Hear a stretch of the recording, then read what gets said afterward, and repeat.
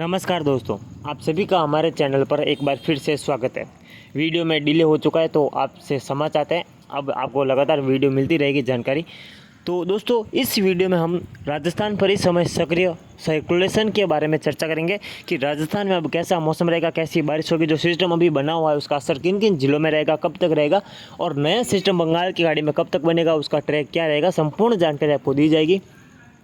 बंगाल की खाड़ी में अब लगातार बैक टू बैक कम दबाव के क्षेत्र बनने की संभावना दिखाई दे रही है और आगे बनेंगे भी। एक सिस्टम हम कह सकते हैं कि 27 अगस्त के आसपास बनेगा।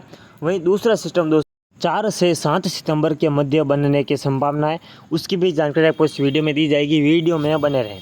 तो सबसे पहले हम दोस्तों इस राजस्थान पर अभी वर्तमान में सक्रिय साइक्लोनिक सर्कुलेशन के बारे में जान लेते हैं। दोस्तों, इस समय बीकानेर के उत्तरी क्षेत्र उससे लगते हनुमानगढ़ और श्री गंगानगर के मिले जुले क्षेत्रों के आसपास एक सर्कुलेशन की स्थिति बनी हुई है, जो कि लगभग बंगाल की खाड़ी से में सिस्टम बना था और काफ़ी दिन राजस्थान के कई जिलों में ये बारिश दे रहा था। पूर्वी राजस्थान में भारी बारिश दी थे।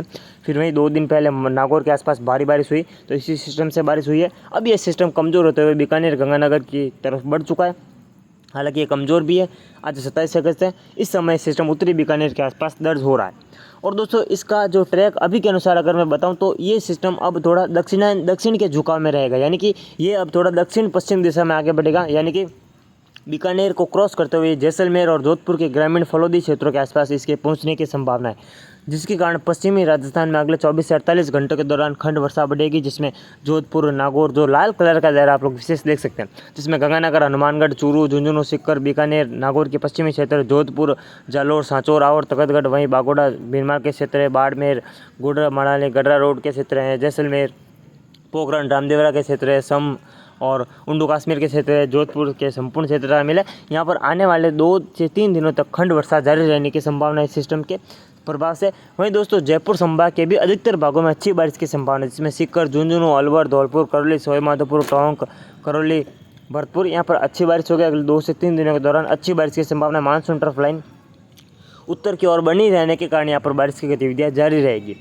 और दक्षिण पश्चिमी शेष राजस्थान की अगर मैं बात करूँ, जिसमें माफ़ कीजिएगा दक्षिण पूर्वी राजस्थान, जिसमें उदयपुर क्या संभाग और वहीं कोटा संभाग के कुछ क्षेत्र शामिल है, जिसमें भीलवाड़ा, अजमेर संभाग के भी कुछ क्षेत्र शामिल है, पाली के अरावली रेंज, सिरोही और उदयपुर संभाग, कोटा संभाग में ज़्यादातर बारिश की संभावना नहीं है। खंड वर्षा हो सकती है।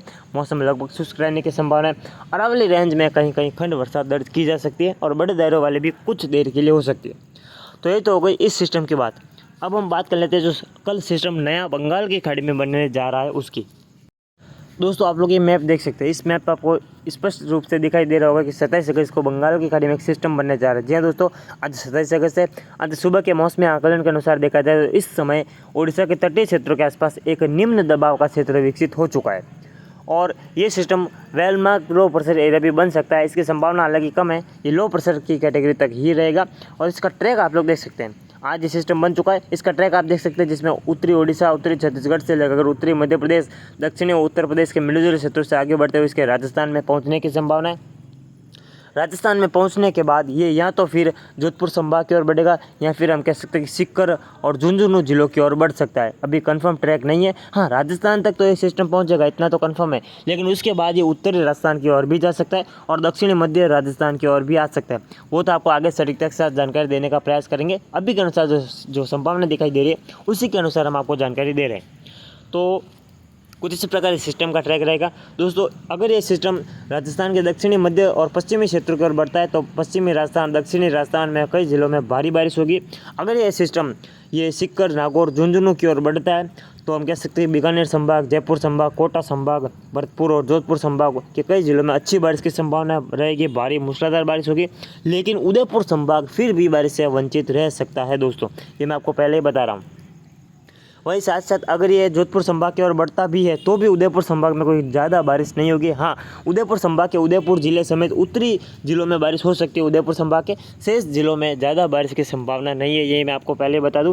फिर आप कमेंट कर दो कि आपने बारिश बताई थी, बारिश नहीं हुई। ज़्यादा बारिश की संभावना अब उदयपुर संभाग में नहीं है। कोई भी सिस्टम, ये तो सिस्टम आ रहा है 27 अगस्त वाला, इस सिस्टम से उदयपुर संभाग में ज़्यादा बारिश की संभावना नहीं है। हाँ, उत्तरी जिलों में कुछ बारिश हो सकती है संभाग के, लेकिन बांसवाड़ा, प्रतापगढ़ के आसपास बारिश में कमी रहेगी।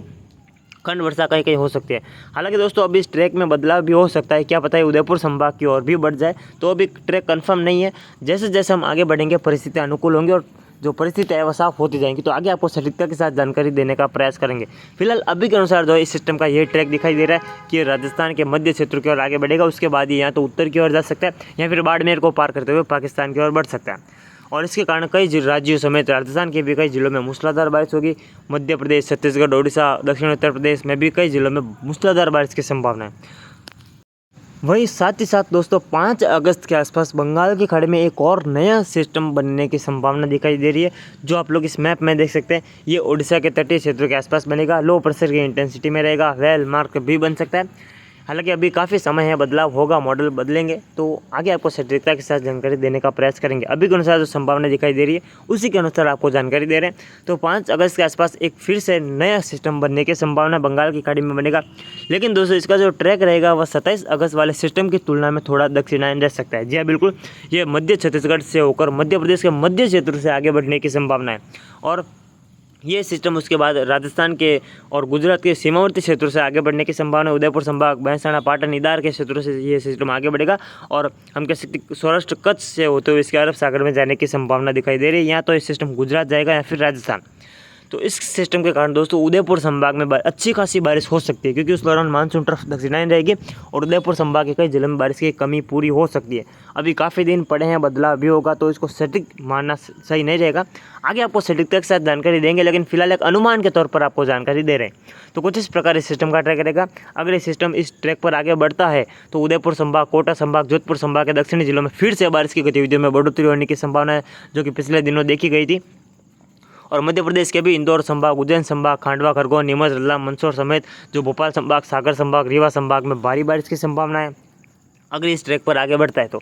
वहीं छत्तीसगढ़, उड़ीसा में भी मूसलाधार बारिश होगी। उत्तरी विदर्भ, गुजरात, राजस्थान के दक्षिणी मध्य जिलों में भी अच्छी बारिश की संभावना इस सिस्टम से रहेगी, अगर ये सिस्टम हमारे बताए अनुसार ट्रैक पर आगे बढ़ता है तो कुछ इस प्रकार रहेगा आने वाले दिनों में सिस्टम का ट्रैक और सिस्टम की इंटेंसिटी। और राजस्थान के भी हमने मौसम के बारे में डिस्कस कर लिया। तो अभी के लिए इतना ही दोस्तों, हम जल्द एक नई वीडियो के साथ मिलेंगे। अगर आपको जानकारी सटीक लगे तो चैनल को सब्सक्राइब करें और वीडियो को ज़्यादा से ज़्यादा शेयर करें, चैनल को सब्सक्राइब जरूर करें। धन्यवाद।